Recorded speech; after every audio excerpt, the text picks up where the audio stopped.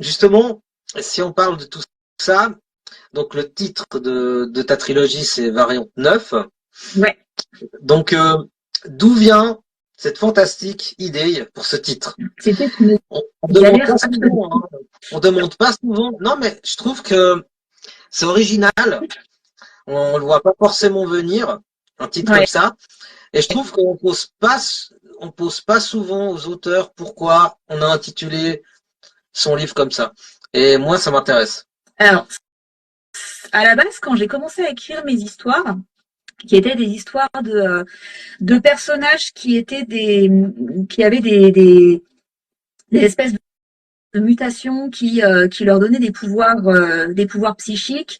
C'était quelque chose que j'aimais bien rapprocher du principe de X-Men et compagnie. Mais je voulais pas le mot mutation parce qu'il me plaisait pas. Donc j'ai beaucoup cherché un synonyme de mutation, mutant, ce genre de choses. Et quand j'ai trouvé le mot variant, donc en tapant dans un dictionnaire en ligne, hein, au bout d'un moment, à force d'écumer les dictionnaires de synonymes, j'ai été bien embêtée parce que le Covid était passé par là et le nom était ultra connoté. Donc je me suis dit bah tant pis, on va tenter, hein, on va essayer de décovider la langue française, ça lui fera pas de mal. Et j'ai tout construit comme ça, autour de ça, autour du fait que ce mot-là devait devenir, essayer de lui donner un nouveau sens. Et c'était une variation autour de l'idée de mutation à la base. Sauf que, pour la petite anecdote, quand j'ai commencé à vouloir faire mes démarches légales pour garder ce titre, euh, pour une petite ultime vérification, j'ai quand même tapé dans la BNF le mot variant et là, je me suis rendu compte que le titre Les Variants existait déjà pour un livre. Donc j'étais un peu déçue après avoir galéré monstrueusement pour trouver ce mot, ce titre. Donc j'ai rajouté le 9 au final parce que j'ai creusé mon idée en disant voilà le principe ce serait de voir quelles sont les différentes branches de l'espèce humaine qui pourraient développer différentes capacités et j'en ai trouvé 8 en cherchant un peu dans des théories un petit peu fumeuses. Donc je me suis dit que ça y fonctionnerait bien et que mes personnages à moi pourraient en faire une neuvième. Et voilà comment je suis arrivée à Variant 9. C'est, tu sais, c'est ça qui est extraordinaire, c'est quand l'autrice ou l'auteur raconte, tu vois, là, tu as raconté quelque chose de magique juste pour le titre. Donc j'imagine même pas que tu es passionné et que tu racontes quelque chose que tu as écrit à l'intérieur. Donc je te félicite. Et puis tu sais, je pense qu'il n'y a jamais de hasard. Ça devait s'appeler Variant 9 et je pense que euh, ça va mieux coller à ton histoire. Parce que souvent quand on cherche, c'est comme si tu as mis un prénom et un nom de famille. C'est comme si maintenant, c'est quelque chose qui s'est imbriqué naturellement. Et je trouve que c'est génial. Euh, Par exemple, est-ce que tu pourrais faire un petit speech de quoi parle ta fabuleuse histoire sans faire de grandes révélations de ton intrigue? Alors, mon histoire, elle parle, on va suivre mon personnage principal qui s'appelle Max, qui est un étudiant très solitaire, qui se rend compte au quotidien qu'il est capable de faire des choses qui dépassent l'entendement. Par exemple, il va se rendre compte qu'il est capable de mémoriser instantanément tout ce qu'il entend et tout ce qu'il voit. Il est capable de calculer à toute vitesse. Par exemple, il est capable de calculer là, rien qu'en te regardant, combien de cheveux tu as sur la tête. Il est capable de parler chinois alors qu'il a jamais pris un cours de chinois de sa vie. Et lui, il estime que ça le rend très bizarre, donc il a tendance à se renfermer sur lui-même, à fréquenter personne. D'ailleurs, il aime personne, il ne voit personne et il vit très bien comme ça. Et il va être contacté par une société qui va lui dire voilà, nous, on sait qui vous êtes, on sait ce que vous êtes capable de faire, on vous surveille depuis très longtemps et on veut travailler avec vous, on est prêt à payer très cher pour ce que vous savez faire. Et à partir de là, il va avoir un cas de conscience, puisque c'est extrêmement tentant, c'est extrêmement flatteur. Donc j'ai vraiment développé ce thème-là jusqu'où on peut flatter les gens pour obtenir et leur faire croire qu'ils sont exceptionnels pour obtenir des choses d'eux. Et lui, il va se poser cette question-là. Est-ce que je rejoins cette société-là qui a l'air d'en avoir beaucoup après moi, qui sait qui je suis, qui peut peut-être m'apprendre des choses, m'expliquer comment je fonctionne, m'expliquer ce que je peux faire. Et puis peut-être qu'il y a un peu d'argent à se faire au passage, c'est pas plus mal. Ou alors est-ce que je me méfie parce que et ben après tout ils m'ont surveillé, ça veut dire qu'ils ont des moyens et des méthodes qui sont quand même pas très recommandables. Peut-être que derrière, comme il y a de l'argent à se faire, ils sont capables d'aller très loin et c'est quand même louche. Et il va hésiter pendant tout le temps à essayer de comprendre ce qu'on lui veut, à essayer de comprendre qui il est, ce qu'il est, et à se demander s'il y a d'autres personnes comme lui qui ont le même problème ou qui peuvent avoir les mêmes préoccupations, les mêmes interrogations. Et nous, lecteurs, en fait, on va avoir accès en parallèle aux archives de l'entreprise. C'est-à-dire que nous, ces réponses-là, on va les avoir. Et on va savoir que bien longtemps avant, il y a d'autres personnes qui ont été approchées comme lui, qui étaient encore plus étranges et encore plus exceptionnelles et avec qui ça s'est pas bien passé du tout, justement. Voilà. Et à partir de là, on va partir à la recherche, à la rencontre des variants. On va les rencontrer les uns après les autres et voir un petit peu comment tous ils gèrent cette question-là. Qu'est-ce qu'on fait? Comment, quand on a pris conscience que on n'appartient plus tout à fait à l'espèce humaine. Ah ouais, tu sais, quand tu parles, je ressens tellement la passion de ton truc. C'est génial. Ouais. Tant mieux. Bravo, bravo. J'adore. Bah, merci pour cette belle explication. Je profite juste de saluer tout le monde dans le chat. Donc tous ceux qui sont arrivés et tous ceux qui sont là depuis le début. Donc merci à tous. Donc Judith, là tu as parlé d'un personnage, etc. Ouais. Mais alors, quel personnage en particulier est important pour toi? Est-ce que c'est celui-là ou il y en a des autres? Et ben quand j'ai commencé à écrire, je t'aurais dit c'est celui-là. Et le duo qui forme, parce qu'il y a une fille dans l'équation, parce qu'à la base, je voulais écrire une romance, donc il va vite rencontrer une fille, et il va se rendre compte que la fille, il a plein de points communs avec elle, etc. Donc, j'ai construit à la base un petit couple de romance bien guimauve, bien tout ce qu'il faut. Donc, si on aime la romance, on va avoir ce qu'il faut.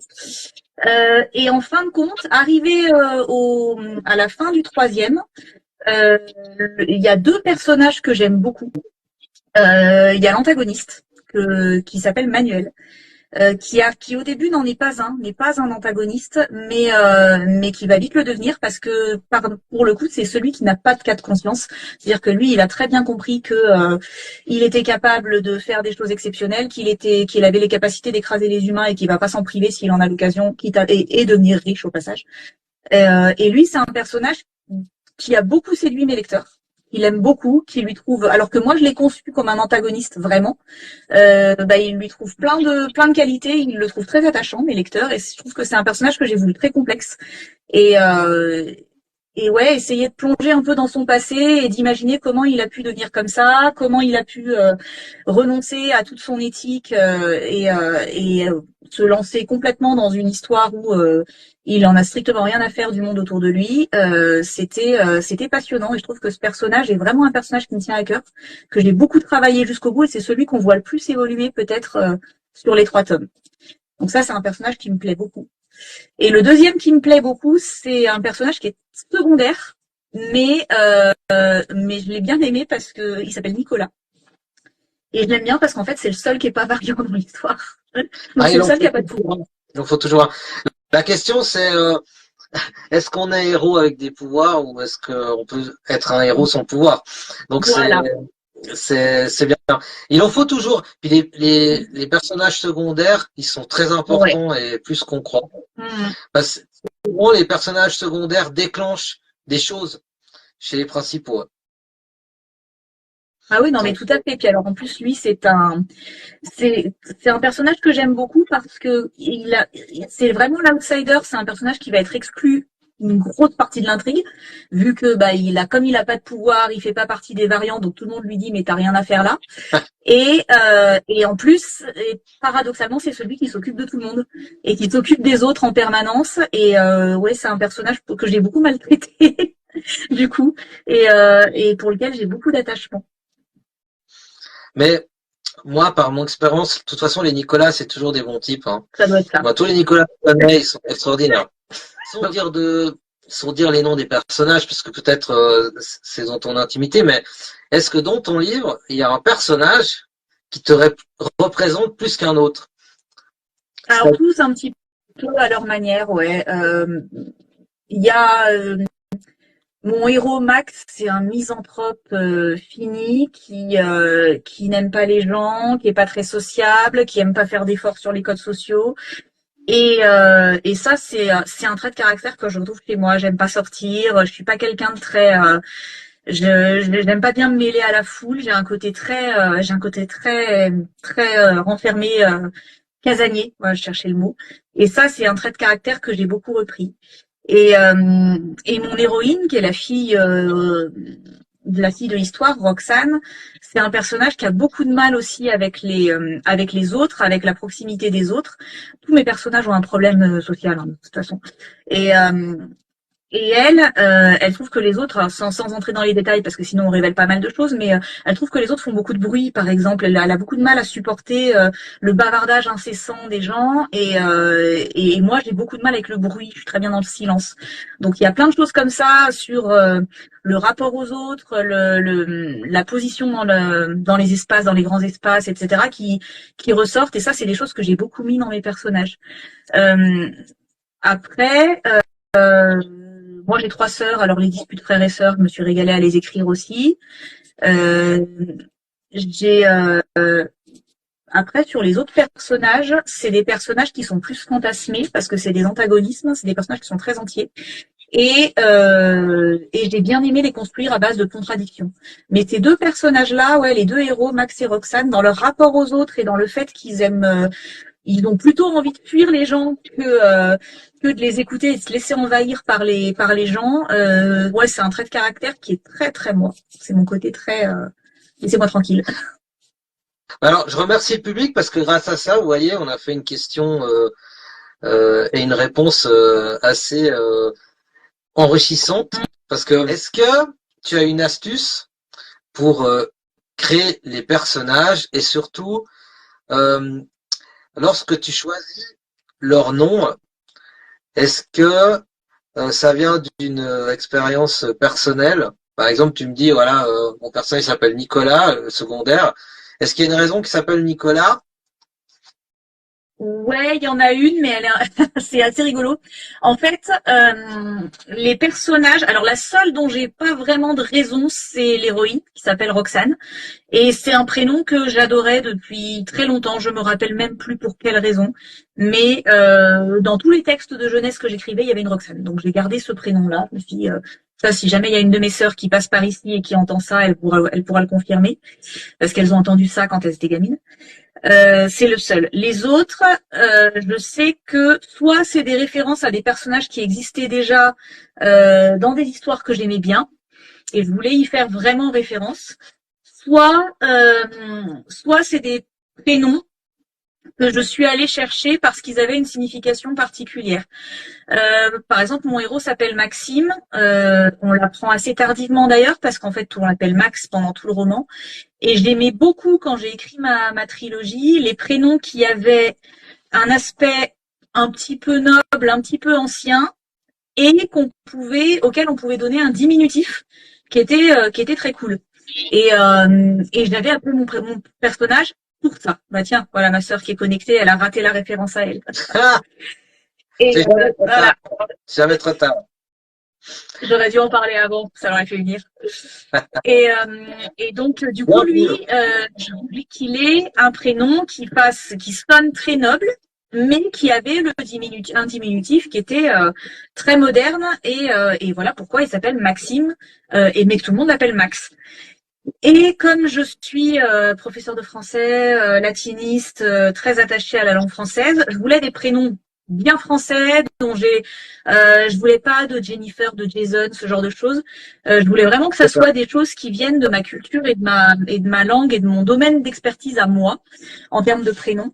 Bah voilà, Maxime en latin, ça veut dire Maximus, ça veut dire le plus grand. Nicolas, c'était un prénom ancien aussi.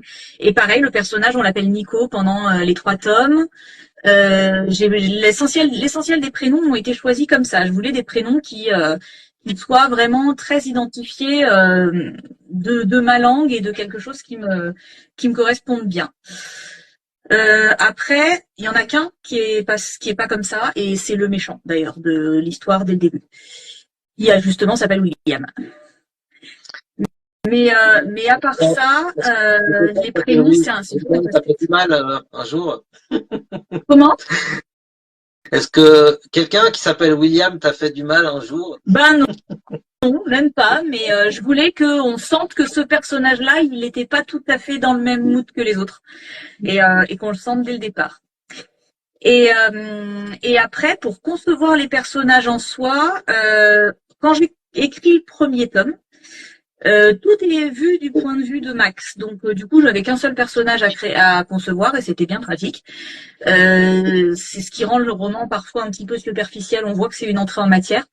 Par contre, sur les suivants, là, j'ai construit des fiches personnages beaucoup plus élaborés, dont je me suis pas servi de la moitié, mais ça me permet d'apprendre aussi ce dont j'ai besoin. Je leur ai créé des noms de famille parce que je voulais qu'ils aient une identité un petit peu plus élaborée. Je leur ai fait des personnalités, je leur ai fait des familles, je leur ai fait des histoires.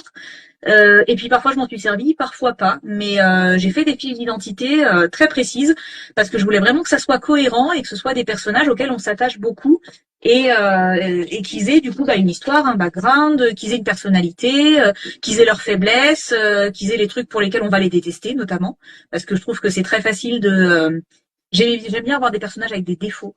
J'ai un Max qui est asocial, j'ai une Roxane qui fonce tête baissée, qui réfléchit après et qui fait des bêtises du coup. J'ai un Nicolas qui est grognon en permanence et qui passe son temps à se fâcher, il fronce les sourcils tout le temps. Je crois que c'est ce que j'ai écrit le plus souvent, Nicolas fronce les sourcils. J'ai une Magali qui est complètement écervelée et qui est une séductrice absolue, donc il y a un sous-entendu dans tout ce qu'elle dit. J'aime bien les personnages avec des défauts, et c'est quelque chose que j'ai conçu avant. Quels sont les traits de caractère agaçants que je vais pouvoir ressortir au bon moment pour créer un petit peu de relief à ça. Et c'est là-dessus que je me suis surtout concentrée. C'est excellent ce que tu dis. Merci à tous. Judith, est-ce que tu as un mot de la fin pour tout le monde? Eh ben, merci beaucoup à tous d'être venus nous écouter. Merci à toi de ton accueil. Et puis, bon, je vous encourage, si jamais ça vous intéresse, à venir découvrir mes variants, parce que peut-être que vous-même vous en êtes un, et si jamais vous, en lisant, vous découvrez que vous en êtes un, venez nous dire quel est votre super pouvoir. Ça m'intéresse. Génial. Merci.